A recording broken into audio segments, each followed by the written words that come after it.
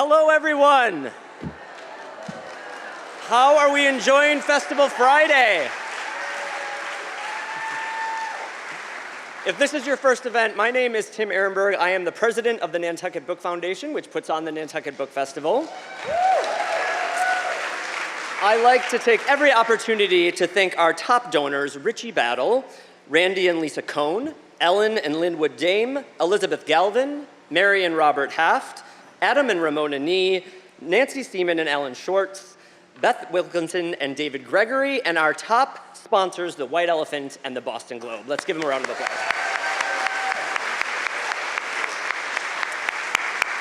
If you can please take a moment to silence your cell phones, but before you do that, if you have Instagram, we'd love for you to give Nantucket Book Festival a follow, so take a second for that. Just a reminder that our 15th annual celebration evening is happening just a few steps up Orange Street at the UU. It's a really special night, so try to get there, and that starts at 6:30. And I want to remind you that Emma, Juliet, and Shannon will be signing books outside, so make sure to support indies and support Thousand Voices imprint. Okay, I want everyone to take a second and think about the person that made you a reader. For me, it was my mother, but whether it was your mother, your father, your favorite TV morning show host, there's such an appreciation for someone who says, I loved this book and you have to read it. In my opinion, our next guest is the person that does that, some of the best in the world right now, is Jenna Hager. Her passion for literature is so authentic, and her support of the reading and writing community is unparalleled. She is the co-host of Today with Jenna and Chanel and founder of the wildly popular Read with Jenna book club, which has introduced millions of readers to breakout authors and best-selling books since its launch in 2019. In 2022, she launched her production company, Thousand Voices, in partnership with NBC Universal's Universal Studio Group. She later expanded the brand with Thousand Voices Books, a co-venture with Random House Publishing Group, through which she publishes titles across its imprints. Jenna is also the author of 10 books and a #1 New York Times bestselling author. Please welcome my queen of morning shows, my queen of books, Jenna Hager.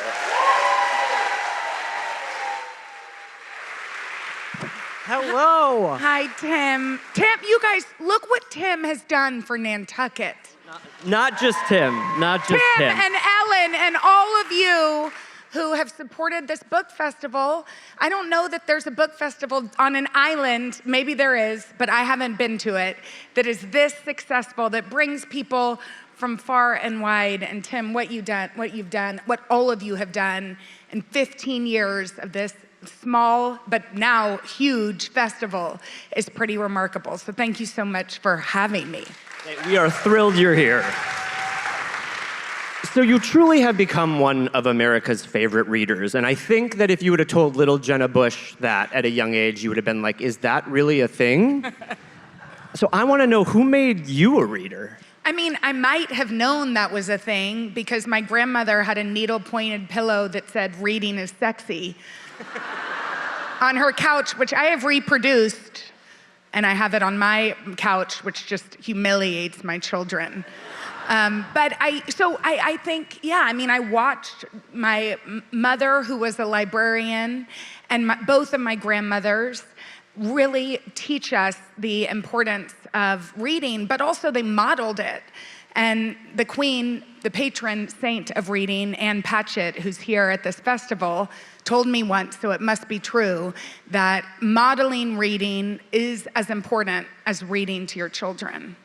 And so, yeah, and so I watched, and my mom was and is, but when I was little in particular and a teenager, and you know that time, and I have a 13-year-old, so it's happening, when you transition from YA books or children books to adult novels, and you feel like the most grown-up human in the world. And my mom started slipping me different novels.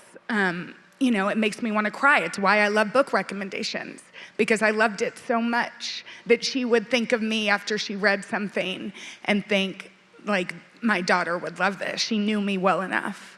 But also my dad read. I know many of you thought he couldn't.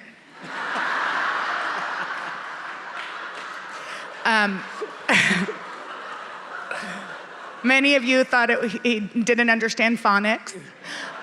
But he loves to read. And in fact, it's one of my favorite things now that I can recommend novels for him. And I'm looking at Patrick Ryan in the second row. And I gave him Buckeye, and he loved it. And then he sent me Theo of Golden and said, have you read it yet? 2 days later, have you read it yet? Have you read it yet? And I was like, Dad, I run a book club. I haven't had time. But I'm just so thankful that reading is in my DNA. And I hope that I'm not pushing such a pusher, which I am, on my children, that they'll continue the same passion. Okay, speaking of book recommendations, usually I always have a lightning round at the end of these interviews, and I do that at the end, but today I thought I would do it to get the crowd ready early. So you're ready? I like it. Okay. I'm ready. Oh, wait. I'm like opening a water, so I'm not ready, but I am ready. What picture book did you take to your parents over and over and over again as a little girl, wanting them to read it to you? Well, and this is such a cliched answer, but Goodnight Moon was so read in our house that my sister's first word when we were in Midland, Texas, which many of you have probably never been to, but it's the desert. Oh, that nice fella has more people than I thought. Wow. My mom was strolling us an evening, because it's the desert and it's about as hot as it is in here. And and she looked at a big kind of street light and she said, moon. And it was her first word. I know, she went on to Yale. I did not. You mentioned this, but what book do you remember, like, first being your private reading experience? So one that you took away from your parents and you're like, oh my God, I just fell into a world and I love this. What book was that? Well, The Babysitter's Club I loved with such a passion because I felt like I could be those girls. And I had friends like those girls. And then I tried to start babysitting at the age of a baby. And in the 80s, we did. Like, they were like, great, you want to come over for $4.50 at age 10? You're hired.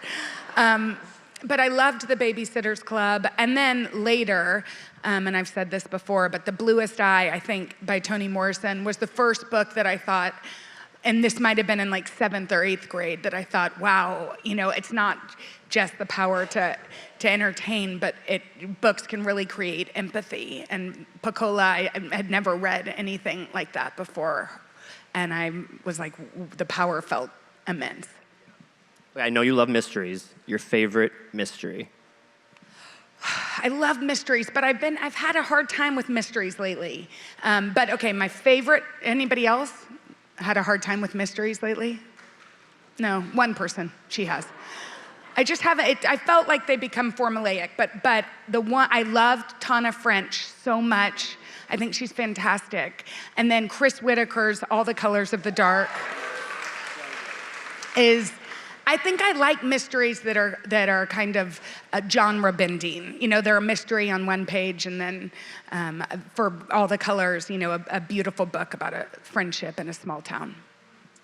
If you could host 3 fictional characters on Jenna and Chanel, who would you invite on? Oh my God, who would I invite on?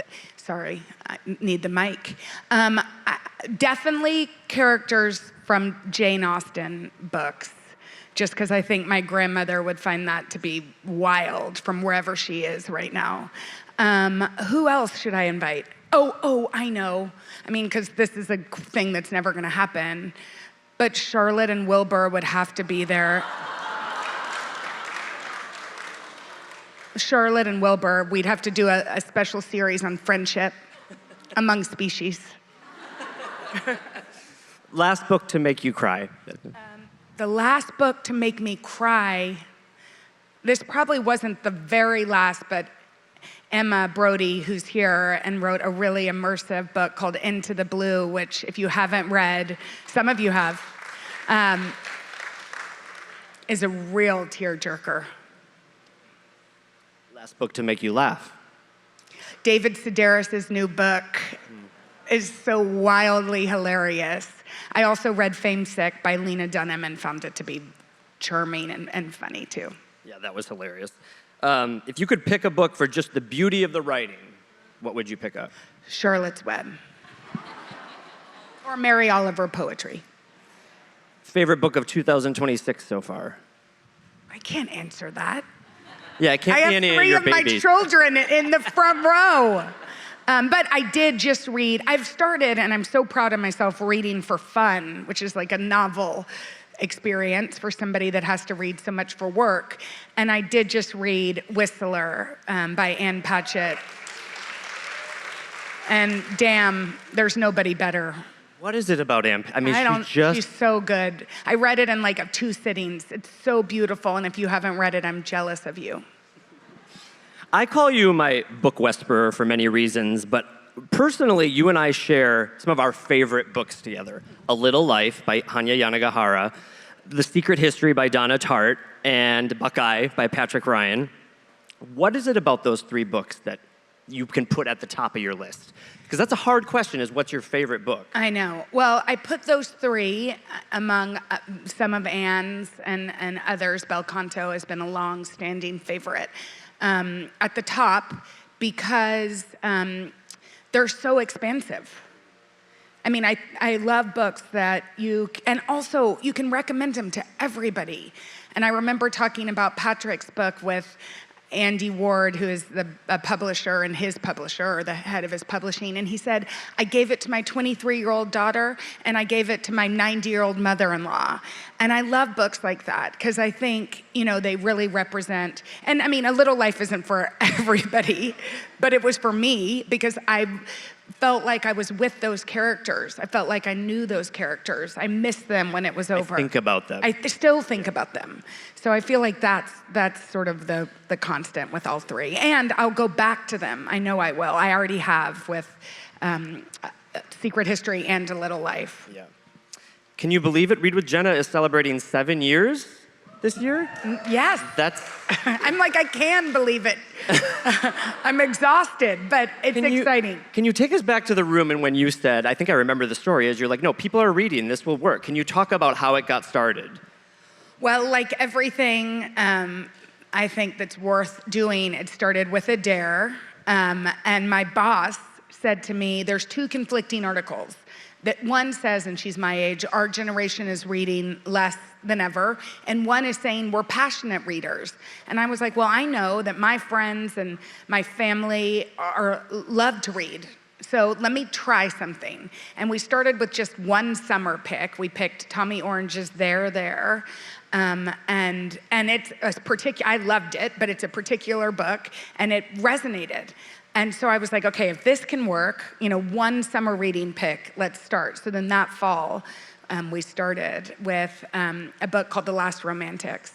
And now, next March, we have our 100th pick. I just chose our 100th choice, which is great. I think it did prove to my boss that people, in this room that's hot as hell, y'all could be anywhere.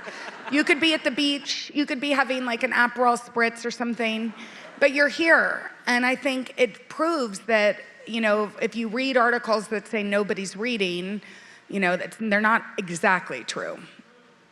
There has to be 2 of you, because you are killing it this year. You're doing so many things. You interviewed the Queen, the 4 past presidents, you were on Devil Wears Prada 2. I want to talk about a Substack that you wrote, and I loved this. You said, I realized that particular feeling, the sweaty palm, butterfly-inducing nervousness is one that as we get older, we feel less and less. I was kind of shocked to hear that you still get nervous, and I want to talk about the confidence that you have to get through that.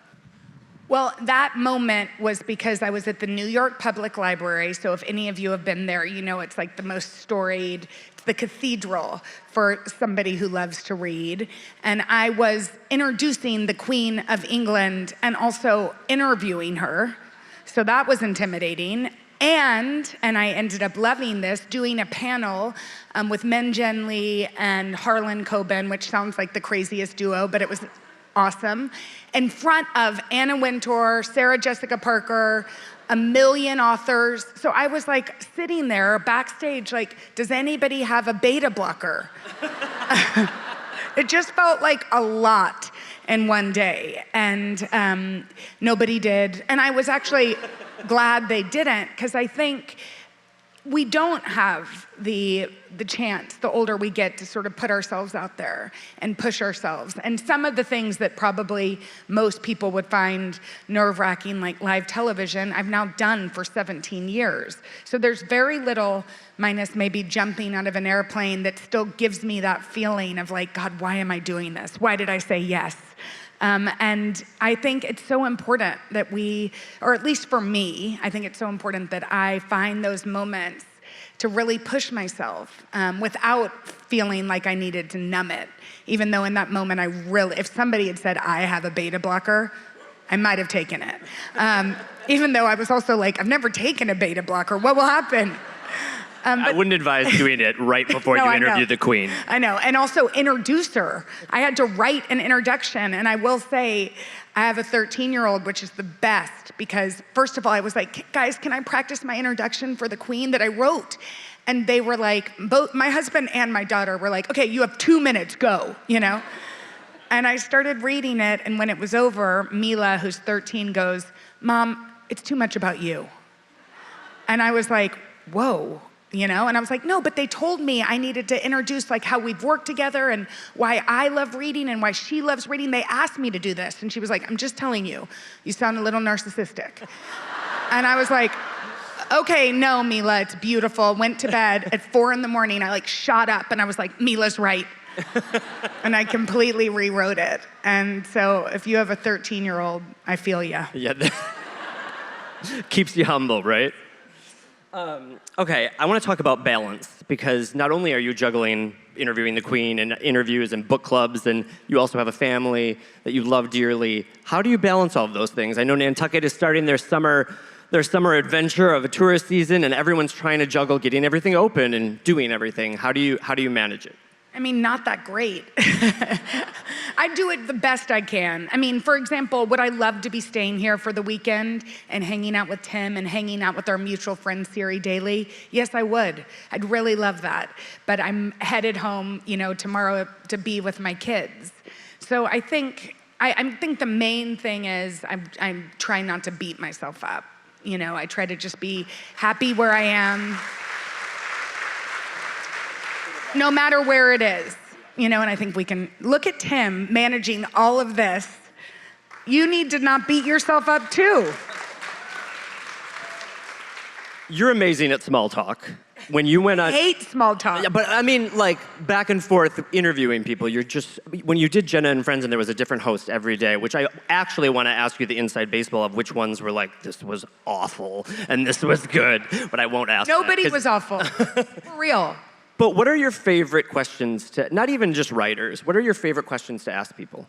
I mean, I don't know. I think I just am like, because I hate small talk, I probably am just like, how are you, you know? I mean, I do think, in all seriousness, that curiosity is such an important quality. You know, it's what I look to when I meet somebody, is that they want to know about me, you know, and I want to know about them. And so, I think most people that would be on a morning show are putting themselves out there like that, you know, but I don't like small talk. And I will say one of the things that was really wonderful about that is that I got to be close with many of them. I just saw Dwayne Wade on whatever day that was, Monday, Tuesday.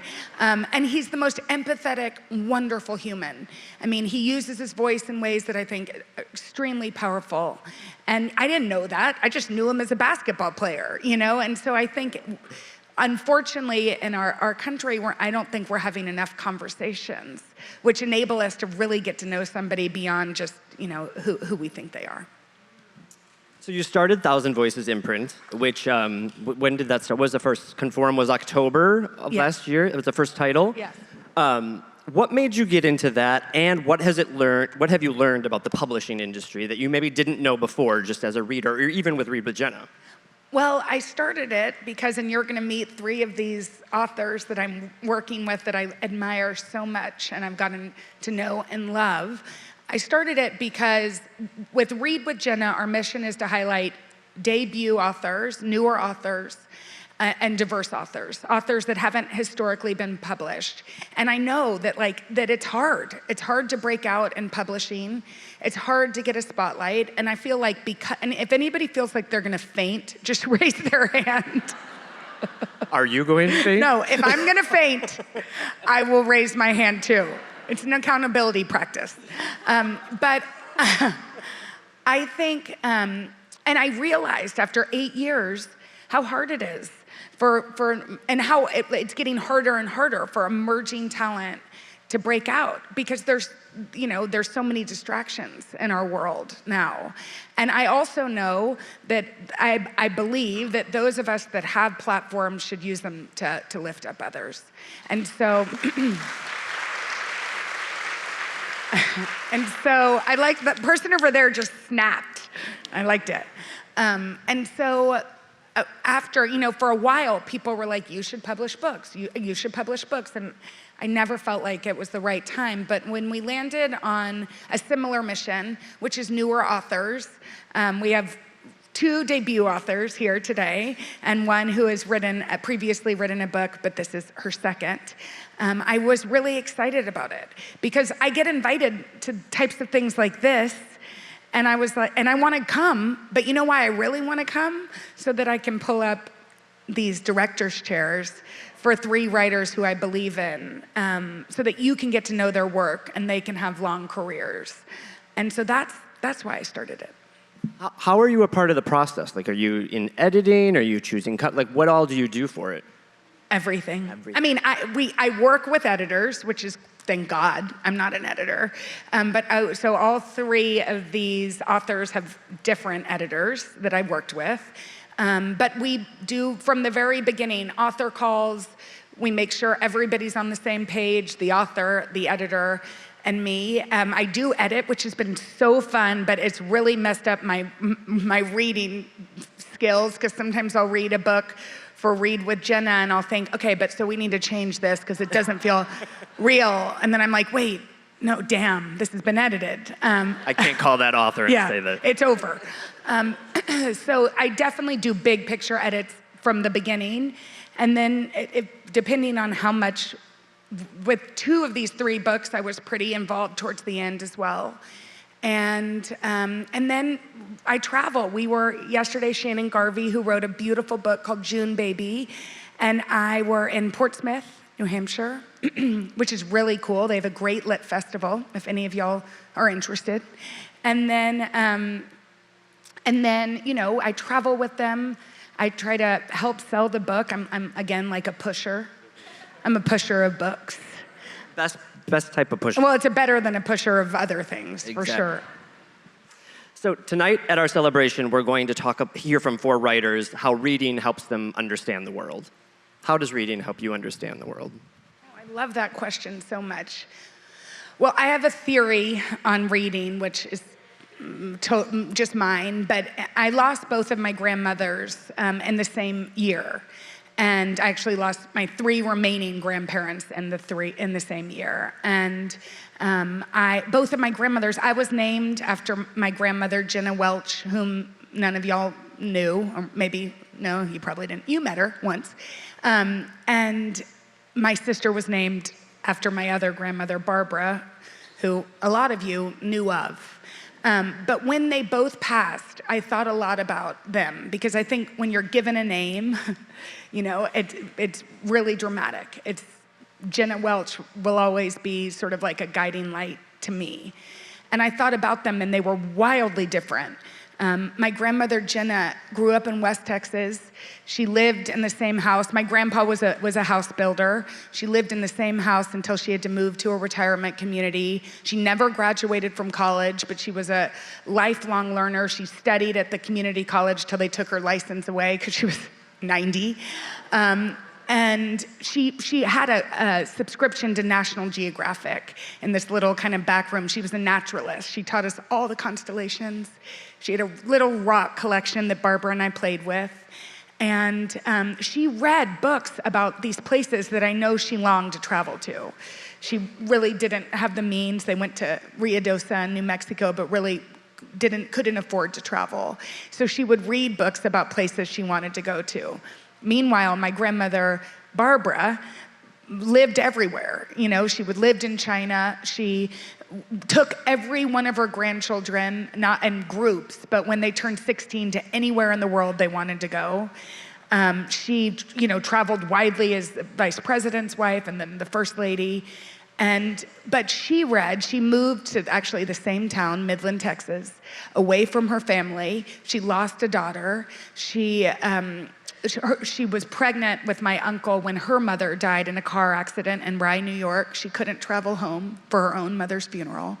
She wrote a lot and talked a lot about suffering with depression and loneliness. And she talked about Jane Austen characters like they were her friends. She had many friends, but I know she also had moments of loneliness. So I feel like she read because she wanted companionship. Why I read is sort of different every single day. And I feel like it's kind of interesting to think about it. Sometimes when I'm like stressed or whatever, I'm like, why am I reading right now? And it kind of helps me figure out what I need to, you know, not do so much of. Or, you know, if I'm reading to escape, I'm like, maybe I need to slow things down. And so anyway, why I read depends on the day, if that's what you're even saying. And what reading gives me is the greatest passion of my life. And it's also given me a purpose with work. And so I just say to all of you, like I started Read with Jenna. It was not a thing. It was a dare that has become one of my favorite things that I do at the Today Show. So even if you haven't figured out what it is that you want to do, like you can start it. And it can be your greatest joy. And to marry the two together has been like a pleasure of my midlife. Well, I could keep talking and ask you every question that I've ever wanted to ask, but we need to get the authors up here because that's what we're all here to listen to. So your love of literature and exquisite taste is apparent in all three of these Thousand Voices authors with us today. Please join me in welcoming Emma Brodie, the author of Into the Blue, Juliet Faithfull, author of Liar's Dice, and Shannon Garvey, author of June Baby. Take it away. Thank you, Tim. Tim, you'll tell me when it's time, right? Give me a little hand signal. I will do that. But then I'm not passing out. It's just... Oh, wait, Shannon's, okay. Don't pass out, though. Hey, how are you? I love Adriana right there in the front row. Do y'all love her like I love her? I just made eye contact with her and I had to say hello. Alice Hoffman!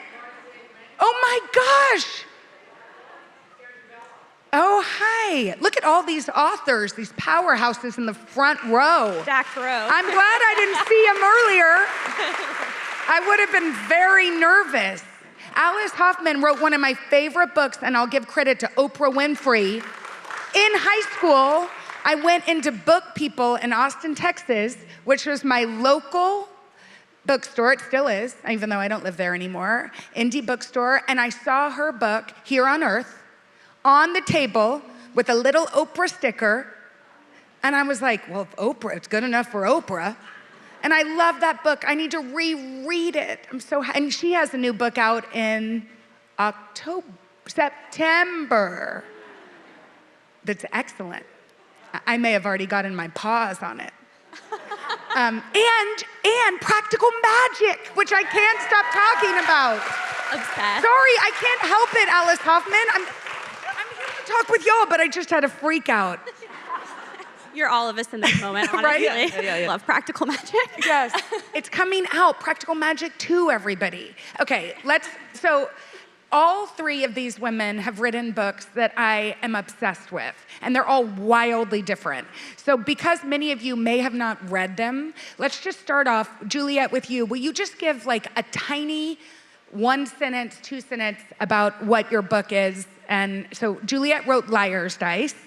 Tell us about Liar's Dice is a story of identical twins set in 1970s Brazil during the height of the dictatorship. One of them gets sick and the other one becomes her caretaker until one day Dolores, my main character, wakes up and finds her sister gone, sent away to an institution, which was often done to disabled children in the 60s and 70s. So Liar's Dice is her quest to get her sister back. And the first way she does this is she's illiterate like her mother, and she has to learn how to read and write in order to communicate with her sister. And she takes escalating bad decisions and some good ones in the streets of Rio. But this is really a story about the transformative power of books and reading and writing. It really is. Okay, Emma, yes? Hi, I wrote a book called Into the Blue. It is an epic love story about A.J. Graves and Noah Drew, who meet in the year 2000 while working at a video store. And they forge a deep cosmic connection over the course of one summer until Noah disappears without a word. They then spend the next 13 years becoming the people who make the stuff that goes into the video store. So she becomes a writer for SNL, he becomes an Academy Award-winning actor, and along the way, they star in a cult sci-fi show called Into the Blue. And through this 13-year arc, they never, ever stop yearning for each other, and it's really a book about figuring out like what lights you up and what your life would look like if you actually pursue that. And Emma lives on a neighboring island called Martha's Vineyard. I was trying to be low key. Oh, sorry. Sorry, I Love felt your like cobblestones. Thank you for having me. I felt like I needed to let everybody know. Okay, and Shannon wrote a book called June Baby. So June Baby follows our main character, Ruth, and when we first meet Ruth, she's 17, and it's the summer right after her mother has just passed away. Her father is completely unable to handle her grief, so he ships her off to Block Island to work as an assistant for an artist there named Diana. And we really just get a small glimpse of how important this place and these people are going to be for her. But the majority of the book takes place 10 years later. Ruth is 27 now, and she spent the last 10 years of her life orbiting her whole world around summers on Block Island. But this summer is different. The woman closest to her in the world, Diana, has just passed away incredibly suddenly. Ruth didn't even know she was sick. And the man she's been in love with for the past 10 years, pining for him, her first love, Charlie, has announced he's engaged and he's getting married at the end of the summer.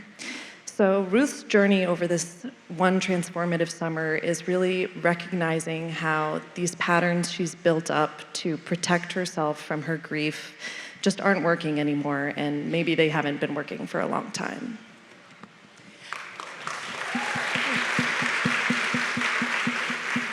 Juliet, will you talk a little bit about your personal story and how it led to the writing? Juliet wrote this book on Thursday nights in a writing group for Over 20 years. over 20 years. Wow. And actually, we went to San Antonio, the San Antonio Book Festival, together, and one of her writing companions came.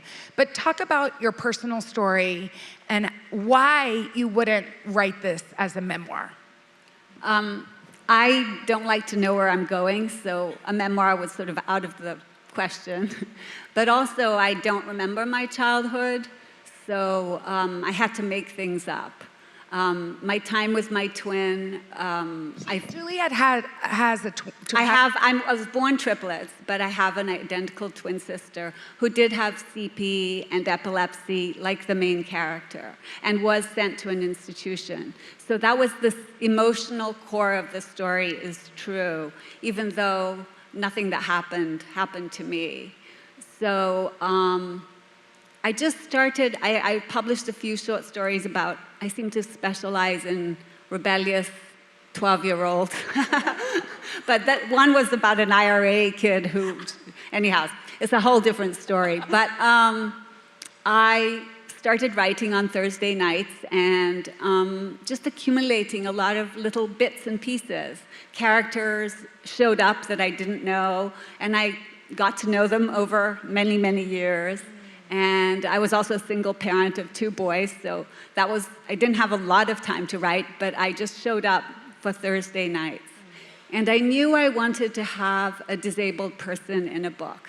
I remember when I read the first story by Andre Dubus III.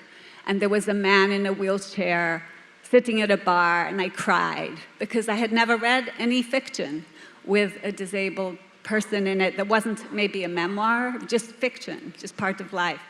So I knew that. The literacy part is also close to my heart. My mom is illiterate, and I didn't start school until I was about 10. So I really know how different the world is when you don't read and write. And my main character, the novel starts when she's 12, and she's placed in a British school that she hates. And she's hiding. Liar's Dice is a bluffing game. So she's bluffing, the country's bluffing, it's a dictatorship. Her path to learning how to read and write means kind of starting to tell the truth and coming out.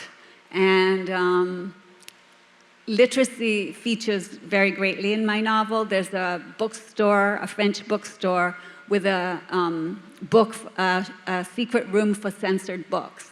Because at the time, Brazil was at the height of the dictatorship, and songs and books were being censored every day. And my character sort of bumps into the dictatorship in this quest to get her sister. And really, her coming of age is personal, but also political.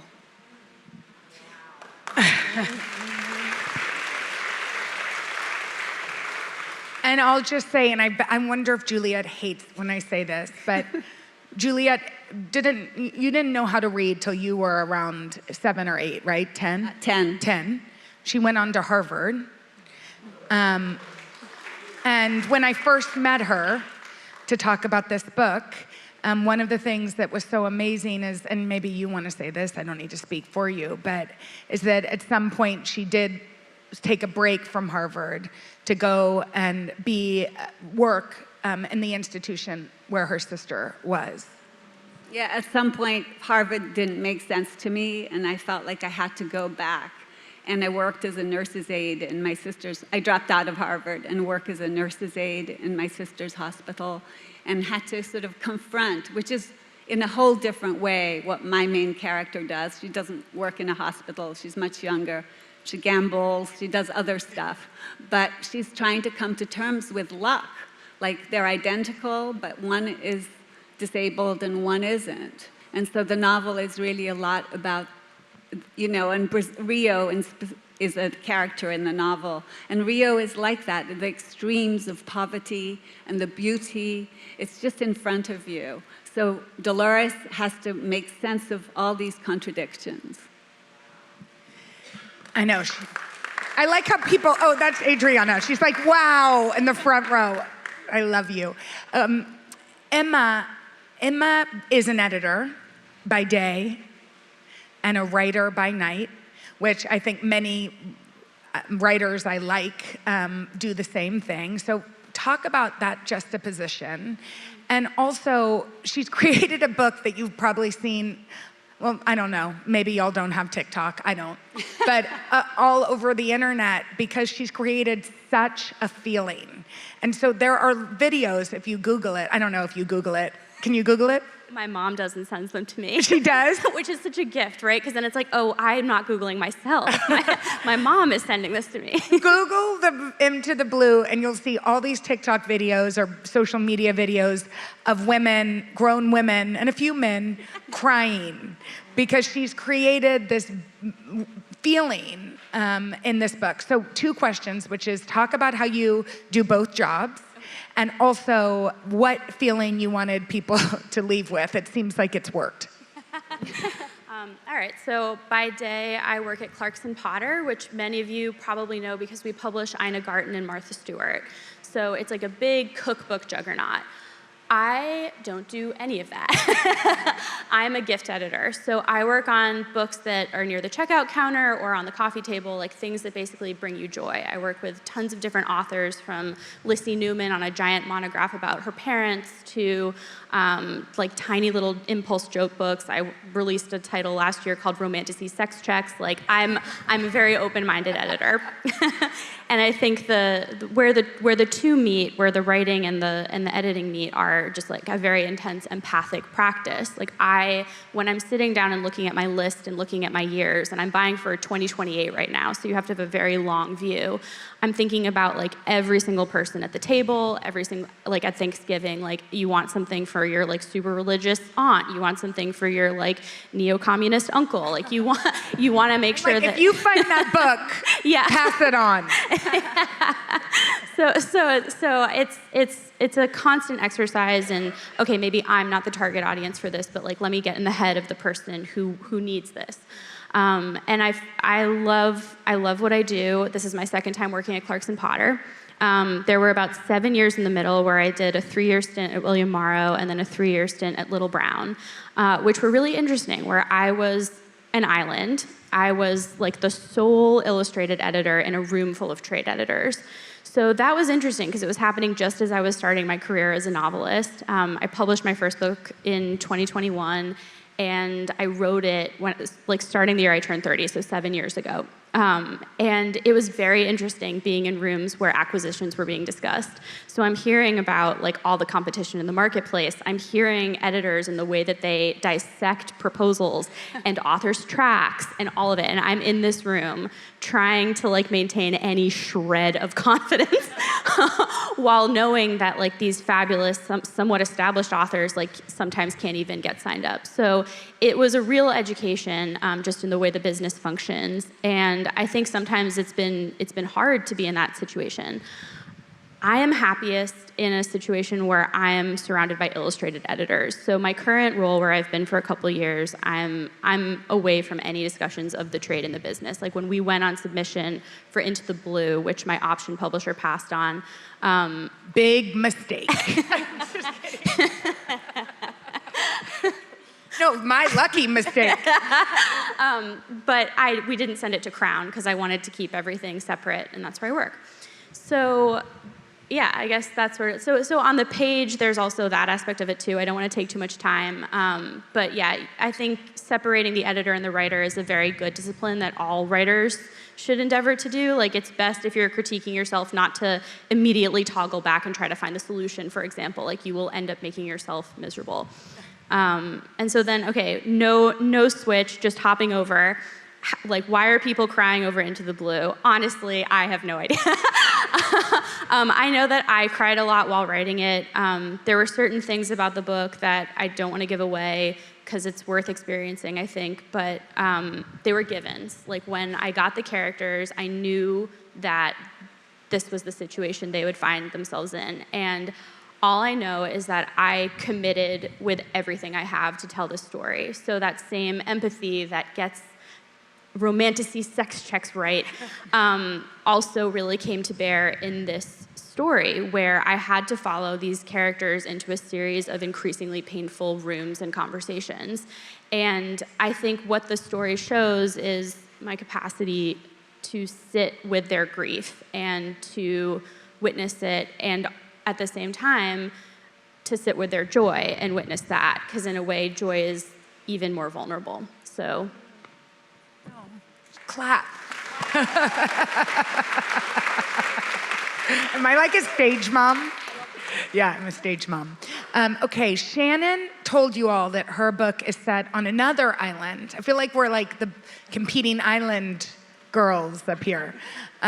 Block Island. Shannon, will you talk about the history of Block Island, why you wanted it to be a character, essentially, and also how you sort of got, like where you got to be ready to publish this? That was a poorly worded question, but I'm close to having a heat stroke, so I'm proud of myself for still surviving. All right, let me know if I'm not answering it. No, you'll answer. So I'm from Warwick, Rhode Island.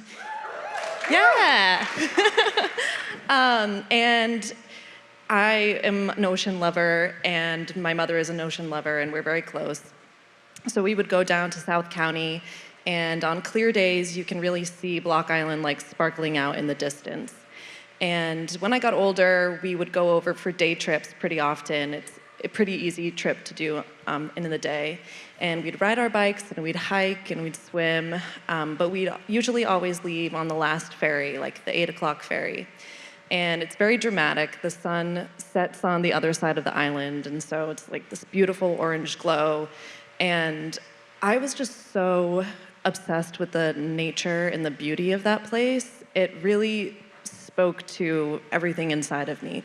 And so we'd be leaving, and I would just be so curious about like who gets to live here and who gets to work here and how do they make that happen, which I'm sure a lot of you know very well. And so it was also just this fascination to me. And I think that writing, I really enjoy having a little bit of like an outside-in perspective. I might have loved it and been fascinated with it, but I didn't know it incredibly well. So when I started writing it, I knew that I had to spend some time working there. And I've spent the last 10 years working in restaurants and trying to become an author, spending my mornings writing. So it was my initial goal and plan to work in a restaurant in the summer, absorb everything I could about the place, and put it into the novel. Another piece of the book, as I mentioned before, the main character, Ruth, loses her mother to breast cancer.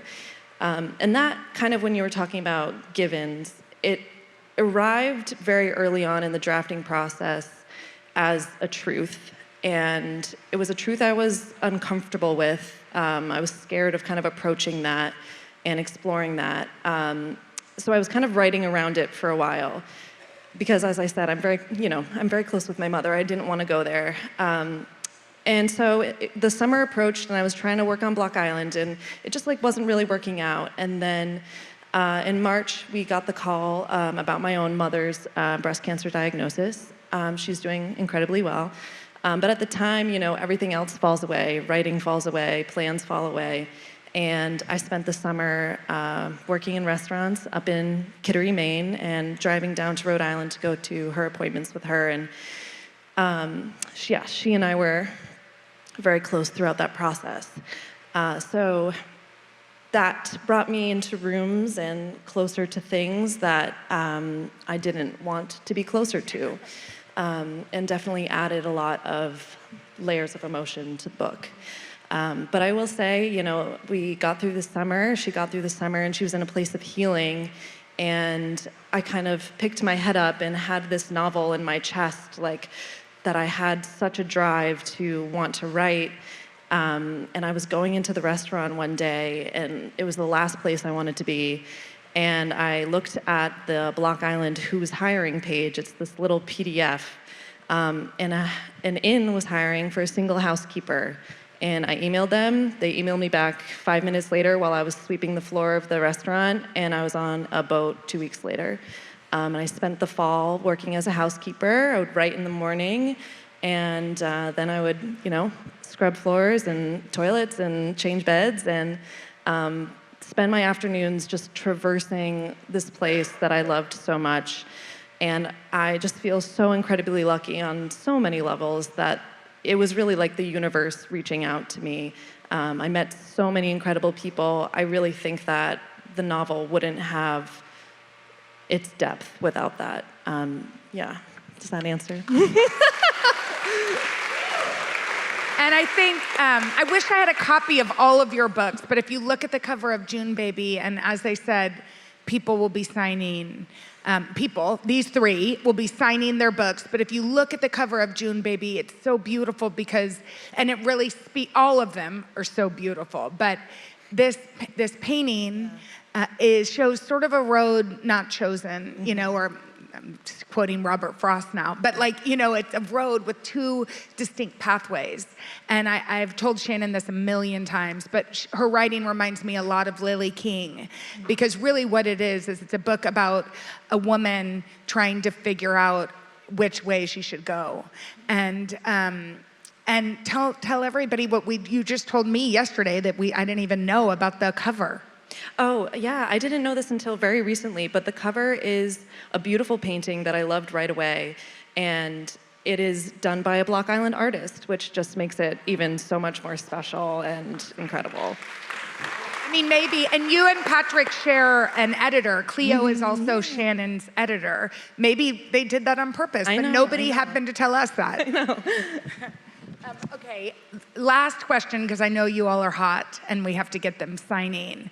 But what was the book that inspired you all to write?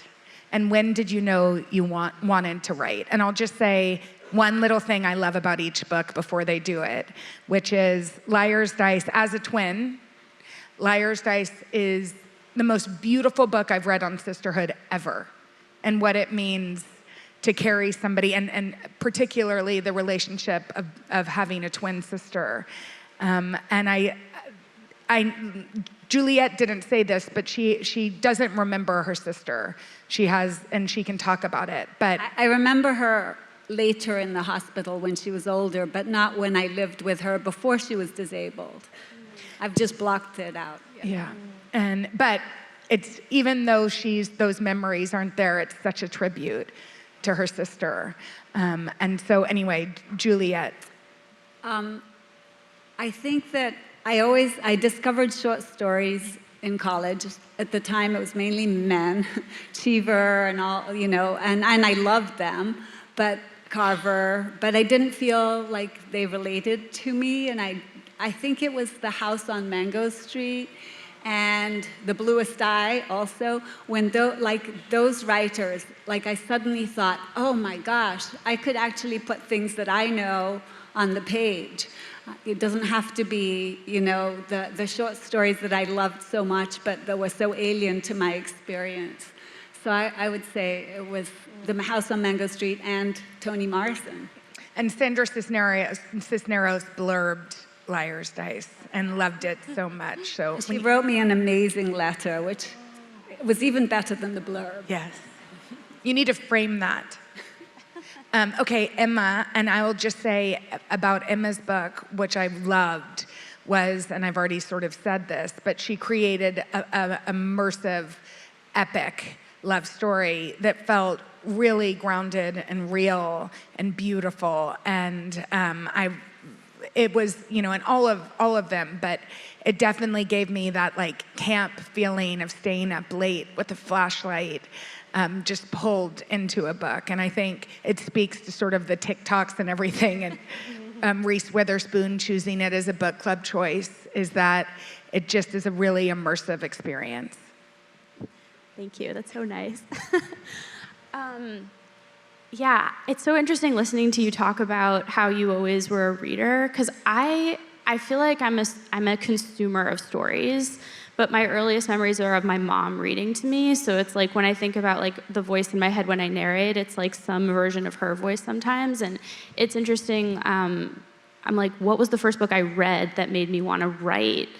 I think probably the first time I actively appreciated written story from that wasn't because I was an audiobook girl. I don't know. I somehow made it through high school. Was in college. I took a class on Faulkner, Fitzgerald, and Hemingway. And Tender as the Night was just so cleverly worded. There were just so many instances that were so pithy and elegant. And I was just how did he do that? And I think that was the first book that I guess I was mature enough to appreciate.